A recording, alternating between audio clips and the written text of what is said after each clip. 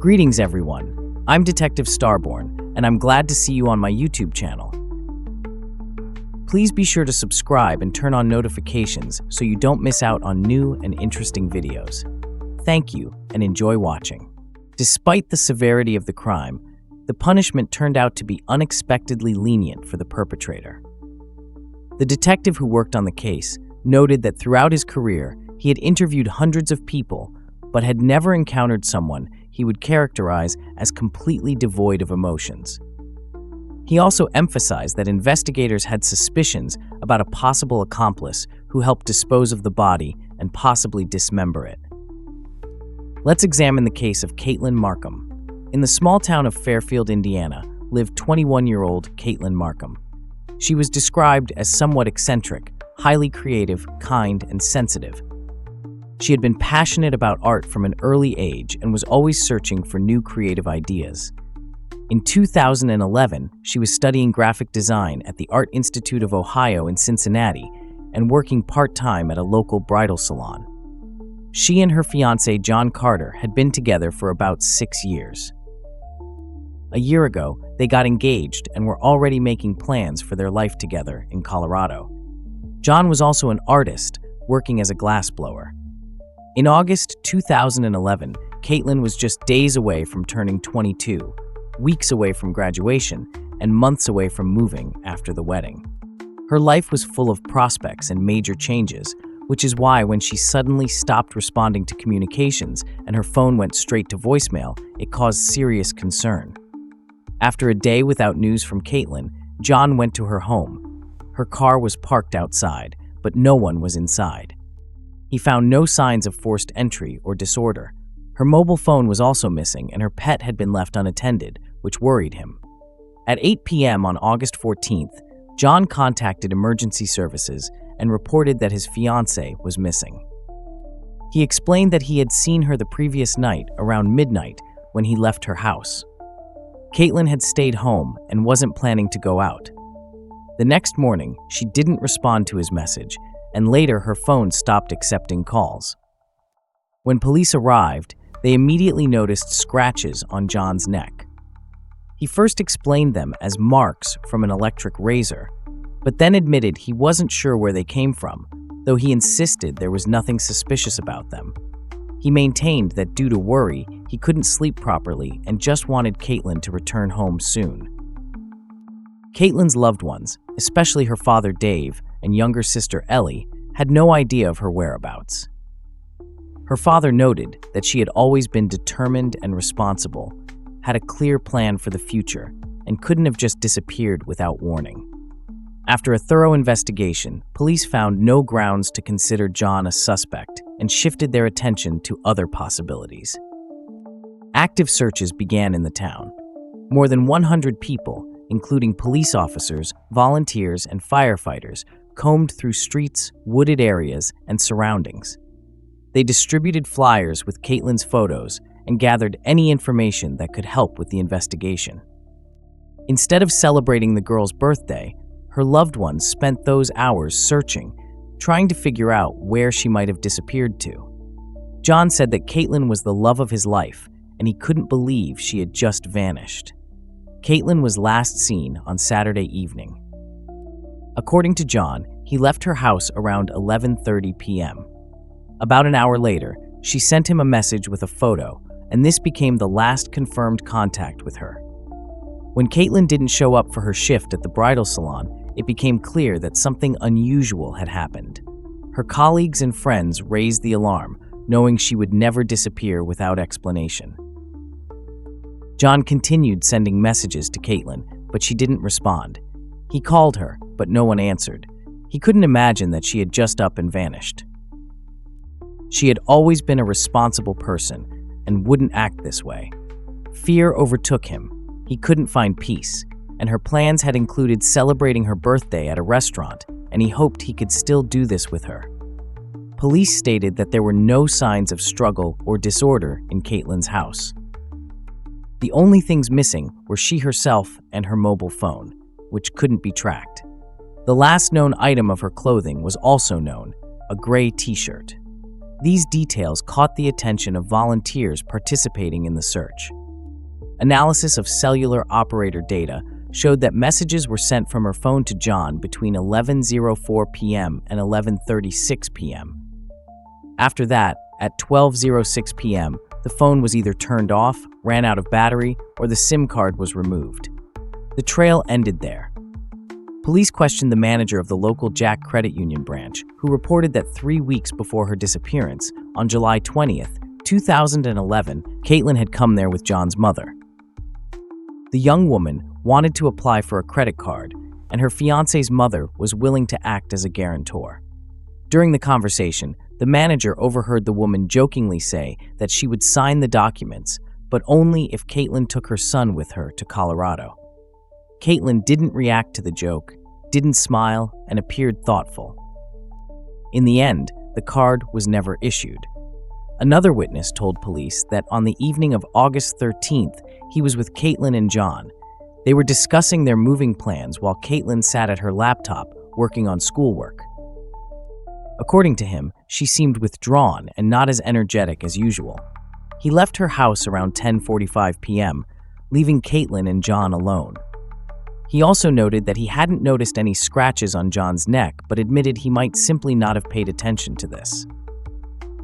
Although polygraph results cannot be used in court, this witness agreed to take the test, which showed he was telling the truth. On the night between August 13th and 14th, a couple of local teenagers who had snuck out of their homes reported to police that they had seen 2 cars moving with their headlights off from the direction of Katelyn's house. However, no one else noticed this, and police had no other leads. News of Katelyn's disappearance quickly spread across the country. In the city of Fairfield, home to just over 40,000 people, such cases were rare.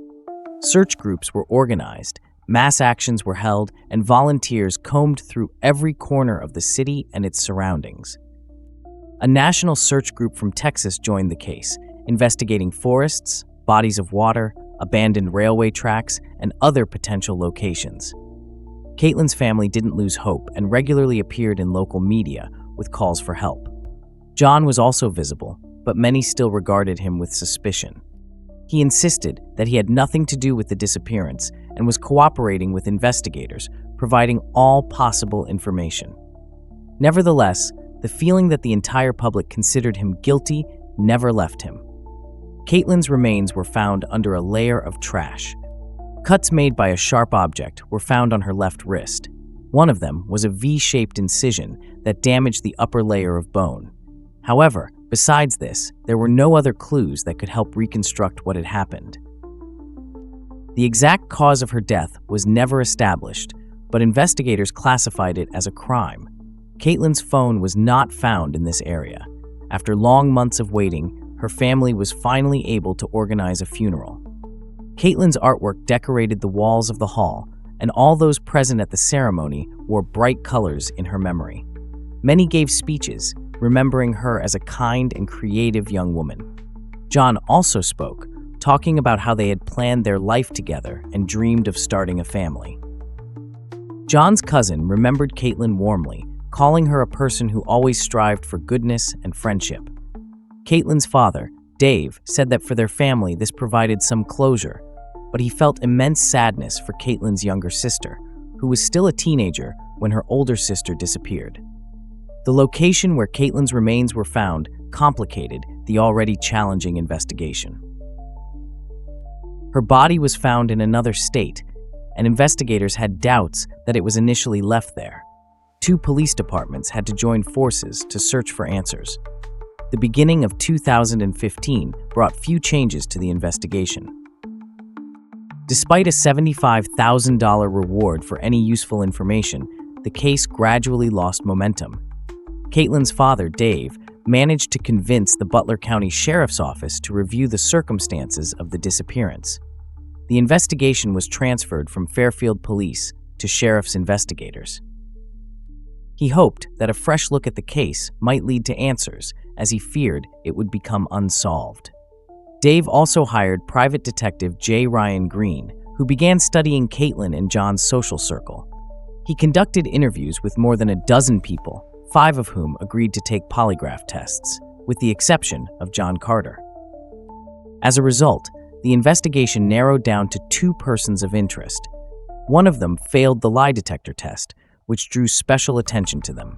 In 2016, police announced they had a person of interest, but lacked evidence for an arrest. The private detective also noted that his suspicions aligned with police conclusions. 12 years passed since Katelyn's disappearance, and in 2023, the investigation finally moved forward again. Investigators announced the first arrest. A man named Jonathan Pullman was detained. He was charged with perjury. The private detective noted that now the investigation was moving in the right direction, and he had the opportunity to obtain a search warrant. Jonathan Pullman, Katelyn, and John Carter were part of the same social circle and knew each other well. Pullman lived near Katelyn, and he shared a close friendship with John. Moreover, on the day Katelyn was reported missing, the first person John called was Jonathan.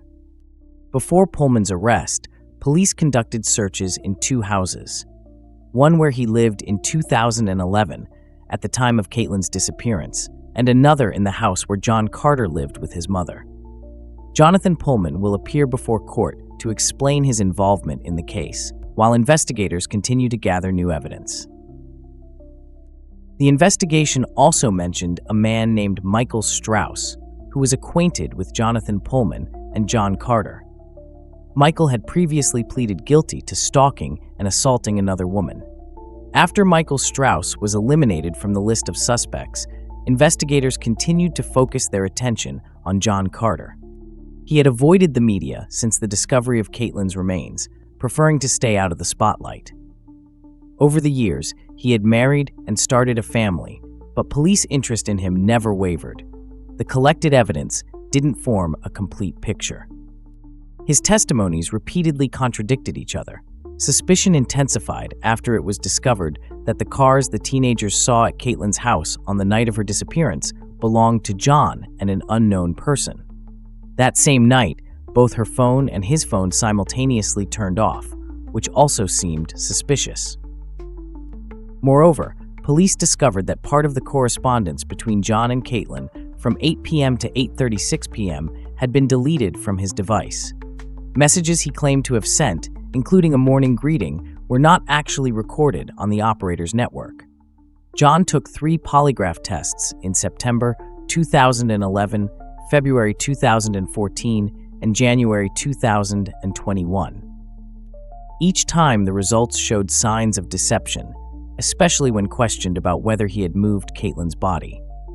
During the search of his mother's house, police seized several items, including his investigation notes, a folder with Katelyn's documents, a memory card, and poems with dark content.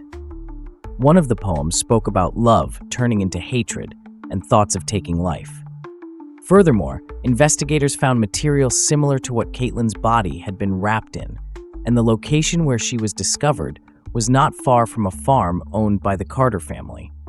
Witnesses described John as hot-tempered and prone to aggression. Police obtained video recordings showing him yelling at his wife while holding their daughter. When investigators presented him with this evidence, John showed little emotion, only stating that it was all circumstantial evidence. However, by that point, police had built a substantial enough case to forward to the prosecutor's office. In March 2023, John Carter was arrested at his workplace and charged with 2 counts. The first count concerned the intentional causing of Katelyn's death between August 13th and 14th, 2011. The second was committing a crime that resulted in her death. He was released on a $1 million bond and required to wear a GPS tracker. During the same period, Jonathan Pullman was released from custody, awaiting trial on perjury charges. However, his charges were soon dropped. In June 2024, John Carter's hearing is scheduled to take place. For more than 10 years, Katelyn's case remained an unsolved mystery, but now it may have come closer to resolution. John Carter pleaded guilty to involuntary manslaughter, which aligned with Ohio state law.